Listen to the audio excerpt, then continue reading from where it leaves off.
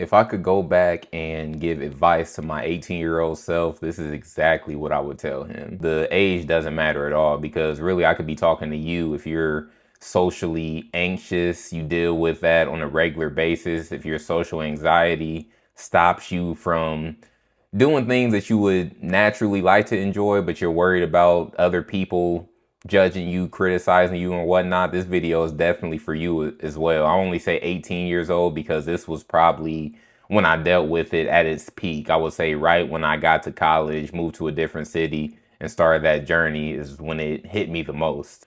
One, I would tell 18-year-old Alan to think about the life that he truly wants to live.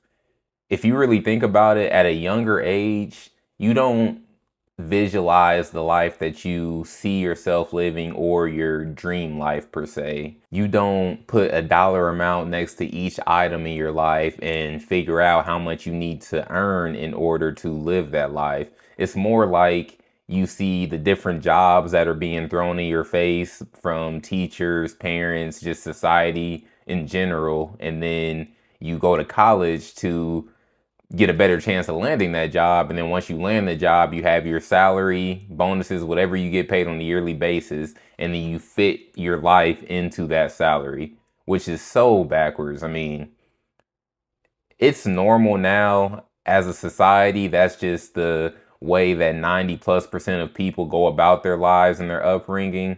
But you have to think about how backwards that is. What if someone were to think about their dream life and they see all the abundance out in the world, all the nice places to live and the luxury vehicles and clothing, if that's your thing, or just the countryside and in some areas like the peace. Like you see all these different ways to live and explore, and you pick a dream scenario for you, and then you're like, okay, you find out how much that scenario costs and you build your life based on that dream instead of getting a job and building your life based on that salary.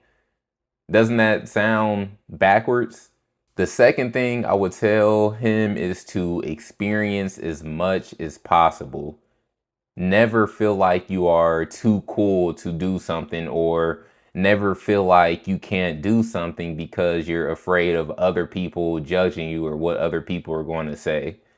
You want to experience as much as possible in life. If I'm talking to you and you are in college right now and you're dealing with meeting people and whatnot, explore the different clubs and events that go on in college. Do something that is out of the ordinary for you, something that you wouldn't usually do. Just try it, experience it. It doesn't hurt at all. It'll make for a good story. You may find something that you actually enjoy doing, and you're definitely going to meet some really cool people. Like, you don't want to just stay in your lane too much, because one, where did that lane come from? Like, it could be something that you're just forcing yourself to live around. So don't live life casually. If you're laid, like I'm naturally a laid back guy, and I know a lot of people want to act laid back or nonchalant, and it's okay if that's your personality. But when it comes to exploring, you don't always have to be nonchalant and laid back about stuff. Like, get excited, do things that you think may be fun because you may unlock something in your mind that was not there before.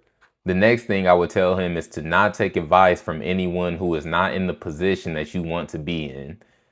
This is so crucial. Now, we have some people who are very coachable in life. They look for mentors, they look for guidance, and that is amazing. You have some people on the opposite end who think that they know everything, which is, it's not a good way to live life because you're not going to grow and expand yourself with that limited way of thinking. Now, for the coachable ones, which if I'm talking to you right now, I'm assuming you are coachable. You're watching my video to evolve and learn more about yourself. If I was not dealing with what you dealt with before, and if I didn't overcome it, I would not be making this video giving you advice on how to overcome it. You get what I'm saying? You can't just take advice because it's given to you. You have to know the person's situation, know about the person's life, and if they actually accomplish what you strive to accomplish. Because if they didn't, that advice may not mean much to you. So always keep that in mind. You have to find your community. So my next piece of advice would be finding like-minded people who share the same values as you, or people who are just striving towards a very similar goal. When you figure out what type of life you want to live, you may not know exactly how you're going to come up with the means to live that life, and that's okay. But say you come across a business venture that you're like, okay, I can see myself doing this. I can see myself excelling at it and knocking away at my dream life. You have to get around other people who are doing the same exact thing. It's going to fast forward your success more than you realize. I went at this solo. So when I was in college and started my entrepreneurial journey, I went at it solo, and it was very tough. And once I started going to in-person events and just meeting more people who had the same or very similar goals as me, we held each other accountable. We learned from one another.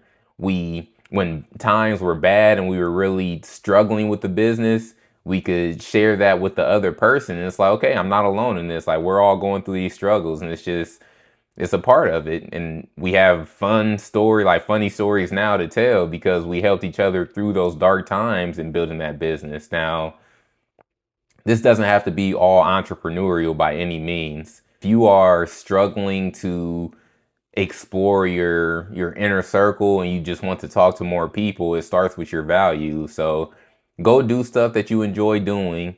Naturally talk to other people, and you are going to just find people who share the same values as you. It's going to elevate your life, because if you don't and you just allow anybody to get into your circle, or you just randomly make friends with just anybody, you're going to be in a very mixed friend groups. You're going to have all types of vibes and frequencies around you that may not align with you, or may not suit you, or may take you further away from your goals. So you want to be intentional about getting around the like-minded people. You're just going to enjoy life more, and it's going to catapult you into success, and just fast forward that timeline in which you find your success.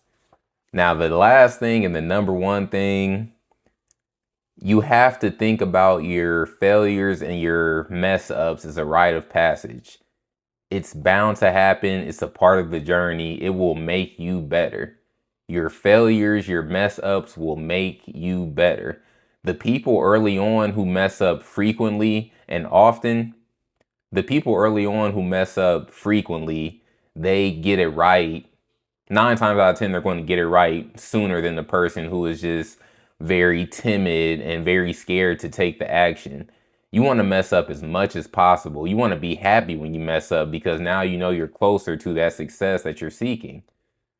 It may sound weird, because if you're dealing with social anxiety, a lot of that is being afraid to mess up because you're afraid of criticism and whatnot. So this is a deeper conversation and a deeper struggle. But on surface level, just me talking to you via YouTube, that's one thing that you have to eliminate in order to make major progress in your life. It doesn't matter what you're doing. I'm talking very broad right now in general, because once you're not afraid to mess up anymore and you just embrace it, your life is going to change.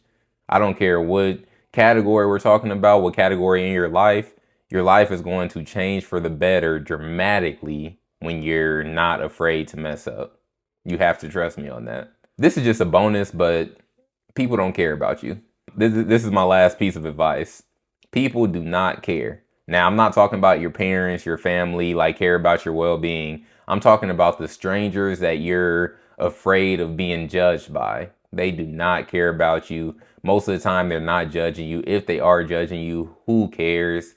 You're living your life through your own lens. You're the main character in your life. They're the main characters in their lives. They're worried about other people and other eyes on them as well, just like you are. So when you think about it, and most people are living through that lens, why put the extra pressure on yourself? Why worry so much about the next person when they're dealing with similar struggles? They don't care. When you get older, when you're 90 years old on your rocking chair on your porch, you're going to realize that, wow, like, when I was younger, I spent way too much time thinking about or being scared of what other people thought about me. Everybody goes through their own insecurities. Everybody is in their own head. So just live your life, steer clear of all the other nonsense and noise outside, and think about yourself. Do not worry about other people. Do not worry about other people worrying about you. Just think about yourself. Hit that goal as fast as possible. Evolve every single day. Now, that is my advice to 18-year-old Alan. That is my advice to you if you're dealing with social anxiety of any sort. If you enjoyed this video, please leave a like and subscribe, and I'll catch you with the next one.